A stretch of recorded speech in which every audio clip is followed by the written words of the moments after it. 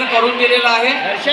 फूलों ने कहा तितलियों से, समुद्र ने कहा मछलियों से, आज हमारा बहुत ही सुंदर दिन है क्योंकि हमारे नीलम ताई ने यहाँ बाल सम्मेलन का आयोजन किया है। इस खुशी में हम सारे यहाँ इकट्ठे हो गए। नीलम ताई और बाल रंगभूमि के लिए जोरदार तालियां होनी चाहिए।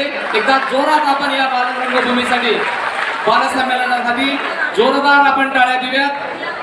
आणि पुढील परफॉर्मन्स करता जी 30 फुलपाखरं अहमदनगरहून आलेली ही फुलपाखरं आपल्या भेटीला येत आहेत। फुलपाखरं बघितलं की मनामधला आनंद, मनामधली ही उत्साहाची लाट या फुलपाखरांच्या निरागस चेहऱ्याकडे आपल्याला बघितल्यानंतर जाणवते।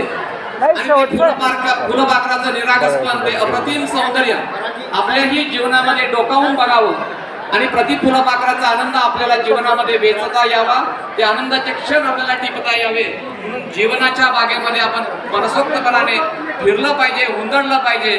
बघ्यात आपण अगदी 5 मिनिटांमध्ये फुलपाखरू